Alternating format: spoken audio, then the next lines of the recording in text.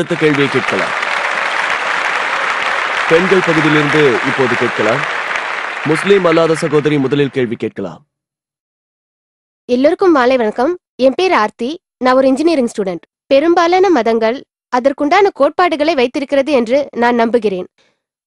இந்து மதமாகட்டும், கிறிஸ்துவ மதமாகட்டும் அல்லது இஸ்லாம் ஆகட்டும், அதற்கென்று ஒரு நம்பிக்கையை வைத்திருக்கிறது. முக்கிய மதங்களான ஹிந்துயிசம், கிறிஸ்டியானிட்டி, இஸ்லாம் போன்றவை நீண்ட நெடுங்காலமாக இருப்பதை நாம் பார்த்து வருகிறோம். அதனால் இந்த மதங்களில் அடித்தல் திருத்தல்கள் காலத்திற்கேற்ப மாறியிருக்கலாம். இது போன்ற அடித்தல் திருத்தல்களால், அதாவது இந்த சட்ட மாற்றங்களால் சில நன்மைகளும் நடந்திருக்கலாம், அதே சமயம் சில தீமைகளும் நடந்திருக்கலாம். என்னுடைய கேள்வி என்னவென்றால், நாம் ஏன் குரான் மற்றும் வேதம் போன்ற மத நூல்களின் அடிப்படையில் வாழ வேண்டும்? குரானில் உள்ள நல்லவையையும் வேதத்தில் உள்ள நல்லவையும் எடுத்துக்கொண்டு தவறானவையை விட்டுவிட்டு அதன் அடிப்படையில் நாம் ஏன் ஒரு நல்ல வாழ்க்கையை வாழக்கூடாது? உதாரணத்திற்கு, குரான் என்ன சொல்கிறது, வேதம் என்ன சொல்கிறது என்பது எனக்கு முக்கியமில்லை. நான் நம்புவதெல்லாம் ஒருவனுக்கு ஒருத்திதான் இருக்க வேண்டும். ஒருவேளை இதற்கு மாறாக வேதத்திலோ குரானிலோ கருத்துக்கள் இருந்தால் அதை நான் ஏற்றுக்கொள்ள மாட்டேன். என்னை பொறுத்த வரைக்கும் பெரிய மதங்கள் தவறான கருத்துக்கள் சொன்னாலும் அதை நாம ஏற்றுக்கொள்ள வேண்டியதில்லை. அதுல இருக்கிற நல்லதை மட்டும் நாம எடுத்துக்கொள்ளணும். நாம எதுக்கு இங்க ரெண்டு பெரிய மதங்களோட ஒற்றுமையை பத்தி பேச வந்திருக்கோம்? எதுக்காக மதங்களுக்குள்ள வித்தியாசத்தையும் ஒற்றுமையை பத்தி பேசணும்? அதுக்கு பதிலா நாம ரெண்டு மதங்கள்ல இருக்கிற நல்ல கருத்துக்களை எடுத்துக்கிட்டு ஒரு நல்ல வாழ்க்கைய வாழக்கூடாது? என்னோட கேள்வி. சகோதரி அருமையான கேள்வியை கேட்டிருக்கிறார்.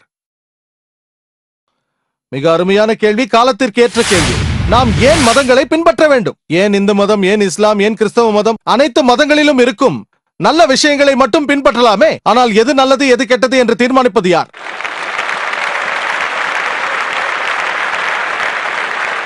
உதாரணத்திற்கு, அமெரிக்காவில் குட்டைப்பாவாடை அணிவது வழக்கம். மேற்கத்திய நாடு, அது நாகரிகம். அங்கு இருப்பவர்களுக்கு குட்டைப்பாவாடை அணிவது நாகரிகமாக தெரிகிறது. அதுவே இங்கு சென்னையில் ஒரு பெண் குட்டைப்பாவாடை அணிந்து கொண்டு சென்றால் அதை அநாகரிகம் என்பீர்கள். நீங்களும் தான் சகோதரி, நீங்களும் அப்படித்தான் சொல்வீர்கள். ஆகவே அமெரிக்காவில் நாகரிகமாக தெரிவது இங்கு அநாகரிகமாக தெரிகிறது. சில வருடங்களுக்கு முன்பு நான் அமெரிக்கா சென்ற பொழுது ஒருவர் என்னை பார்த்து, இந்திய பெண்கள் அநாகரிகமானவர்கள் என்றார். நான் அதிர்ச்சியாகி ஏன் என்றேன். ஏன் அப்படி சொன்னீர்கள் என்று கேட்டேன். புடவை கட்டும் பொழுது வயிற்று பகுதியை காட்டுகிறார்கள் என்று சொன்னார். ஆகவே அமெரிக்கர்களுக்கு வயிற்று பகுதியை காட்டுவது அநாகரிகமாக தெரிகிறது. ஆகவே யார் தீர்மானிப்பது? நீங்கள் சில முஸ்லிம் நாடுகளுக்கு சென்றால், அதாவது அரபு நாடுகளுக்கு, ஒரு பெண்ணை பார்ப்பதையோ கூர்ந்து கவனிப்பதையோ அநாகரிகம் என்பார்கள். இங்கு நாம் ஒரு பெண்ணை பார்க்கலாம், பேசலாம், தொடாமல் இருக்கும் வரை அநாகரிகம் இல்லை என்பார்கள். ஆகவே வரவேற்கும் பொழுது தொடாமலே வணக்கம் என்போம். மேற்கத்திய நாடுகளில் சாதாரணமாக கை குலுக்கிக் கொள்வார்கள். ஒரு ஆணும் பெண்ணும் கை குலுக்கிக் கொள்வது அங்கு நாகரிகமான ஒரு விஷயம். உடலில் வேறு எந்த பாகத்தையும் தொடாமல் கையை மட்டும் குலுக்கிக் கொண்டால் சில நாடுகளில் அது நாகரிகம். இன்னும் சில மேற்கத்திய நாடுகளில் ஒரு பெண்ணுக்கு உதட்டிலோ கன்னத்திலோ முத்தம் கொடுப்பது நாகரிகம். சில மேற்கத்திய நாடுகளில் ஒரு ஆணும் பெண்ணும் சேர்ந்து என்ன வேண்டுமானாலும் செய்யலாம். இருவரின் சம்மதத்தோடு நடந்தால் அது நாகரிகம். நீங்கள் சொல்லுங்கள், யார் தீர்மானிப்பது? யார் முடிவெடுப்பது? அமெரிக்காவில் நிர்வாண கடற்கரைகள் உள்ளன. 2 மாதத்திற்கு முன்பு டைம்ஸ் ஆஃப் இந்தியாவில் ஒரு கப்பலை பற்றி படித்தேன். ஒரு புது கப்பல், நிர்வாண கப்பல். கப்பலில் இருக்கும் அனைவரும் நிர்வாணமாக இருப்பார்கள். அவர்களுக்கு அது நாகரிகம். யார் தீர்மானிப்பது? தீர்மானிக்க அதிகாரம் பெற்றவன் நம்மை படைத்தவன் மட்டும்தான். எது சரி எது தவறு என்பதை யார் தீர்மானிப்பது என்று கேட்கிறேன். யார் முடிவெடுப்பார்கள்? நல்ல விஷயங்களை மட்டும் எடுத்துக் கொள்ளுங்கள் என்று நீங்கள் சொல்வதை நான் ஏற்கிறேன். நான் முழுமையாக ஏற்றுக்கொள்கிறேன். மதங்களின் நல்ல விஷயங்களை தேர்ந்தெடுங்கள். அதைத்தான் நான் செய்துள்ளேன். வேதங்களில் இருக்கும் நல்ல விஷயங்களை தேர்ந்தெடுத்துள்ளேன்.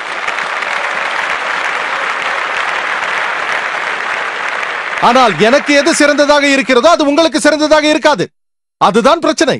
நான் இந்த மேடையில் இருந்து சவால் விடுகிறேன். இங்கிருக்கும் அனைவருக்கும் சவால் விடுகிறேன். இஸ்லாத்தின் எந்த ஒரு நியதியும் மனித இனத்திற்கு தீங்கு விளைவிக்கும் என்று நிரூபிக்க முடியுமா? கூறுங்கள்.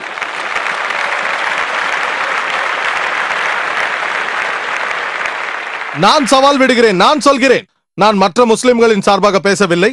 என் தலையை அடமானம் வைக்கிறேன். நான் யாருக்கு வேண்டுமானாலும் சவால் விடுகிறேன். ஆம், முஸ்லிம் அல்லாத அநேகர் சில விஷயங்களை தவறு என்று சொல்லலாம். உதாரணத்திற்கு, இந்த சகோதரி ஒரு ஆண் ஒரு மனைவிக்கு மேல் மனம் முடிப்பதை ஏற்கவில்லை. நான் அதை பற்றி பேசுகிறேன் இன்ஷா அல்லாஹ். இந்த விளக்கத்தை கேட்ட பிறகு நீங்கள் உங்கள் கருத்தை மாற்றிக் கொள்வீர்கள். என் பதிலை ஏற்றுக்கொள்வீர்கள். உதாரணத்திற்கு, இரண்டும் எவ்வளவு என்ற கேள்விக்கு உங்களுக்கு பதில் தெரியவில்லை என்றால் நான் சொல்கிறேன்.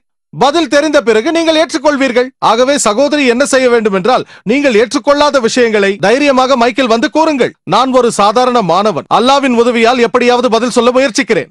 ஒரு திருமணத்திற்கு மேல் செய்து கொள்ளலாம் என்று வேதங்கள் சொல்கிறது, பைபிளும் சொல்கிறது. குரானும் சொல்கிறது. நீங்கள் இதில் எதையுமே நம்பவில்லை என்றால் பிரச்சனை இல்லை. நாம் அறிவுபூர்வமாக இதை பற்றி பேசுவோம். இயற்கையாகவே ஆணும் பெண்ணும் சம விகிதத்தில் பிறந்திருக்கிறார்கள் என்பது உங்களுக்கு தெரியுமா?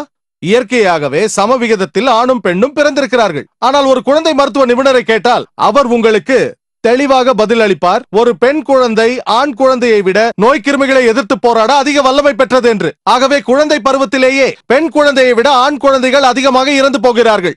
ஆகவே குழந்தை பருவத்திலேயே பெண்கள் ஆண்களை விட அதிகமாக இருக்கிறார்கள். காலப்போக்கில் புகைப்பிடிப்பதால் மரணம், குடிப்பதால் மரணம், விபத்தினால் ஏற்படும் மரணம், போரினால் ஏற்படும் மரணம், பெண்களை விட ஆண்கள் அதிகமாக இறந்து போகிறார்கள். இன்று உலகத்தில் ஆண்களை விட பெண்கள் கோடிக்கணக்கில் அதிகமாக இருக்கிறார்கள். நம் இந்திய நாட்டை போல ஒரு சில நாடுகளில் மட்டும்தான் பெண்களின் எண்ணிக்கை ஆண்களை விட குறைவாக இருக்கிறது. ஏனென்று தெரியுமா? பெண் சிசு வதைதான் காரணம். பிபிசி கொடுத்த தகவல் படி, பிபிசியின் எமிலி பெக்கனன் தகவல் படி, லெட்டர் டை என்ற நிகழ்ச்சியில் அசைன்மெண்ட் என்ற தலைப்பில் ஒவ்வொரு நாளும் இந்தியாவில் 3000 கருச்சிதைவுகளுக்கு மேல் நடக்கின்றது. அதுவும் கருவில் இருப்பது பெண் என்று தெரிந்த பின்பு. ஆகவே கருவில் இருப்பது பெண் என்று தெரிந்த பிறகு 10 லட்சம் கருச்சிதைவு ஒவ்வொரு வருடமும் இந்தியாவில் நடக்கின்றது. இந்த கொடிய வழக்கத்தை நிறுத்தினால் தமிழக அரசு மருத்துவமனைகளில் கொடுக்கப்பட்ட புள்ளி விவர கணக்குப்படி பார்த்தோமேயானால் உயிருடன் பிறக்கும் 10 பெண் குழந்தைகளில் 4 பேரை கொன்றுவிடுகிறார்கள். இது சரியா? இது தவறு.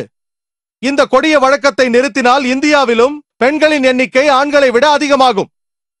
அமெரிக்காவில் மட்டும் ஆண்களை விட 78 லட்சம் பெண்கள் அதிக அளவில் இருக்கிறார்கள். யூகேவில் மட்டும் 40 லட்சம் பெண்கள் அதிகமாக இருக்கிறார்கள். ஜெர்மனியில் 50 லட்சம் பெண்கள் அதிகமாக இருக்கிறார்கள். ரஷ்யாவில் 90 லட்சம் பெண்கள் அதிகமாக இருக்கிறார்கள்.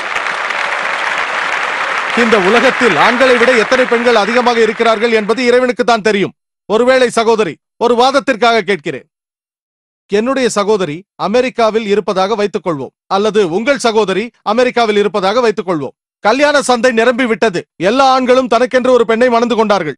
இருப்பினும் அங்கு 78 லட்சம் பெண்கள் வாழ்க்கை துணை கிடைக்காமல் இருப்பார்கள். வாழ்க்கை துணை இல்லாத அந்த பெண்களுக்கு இருக்கும் ஒரே ஒரு வழி என்னவென்றால், ஒன்று ஏற்கனவே திருமணமான ஒரு ஆணை மணப்பது, அல்லது பொது உடைமையாவது. நீங்கள் சொல்லலாம், பொது உடைமையா?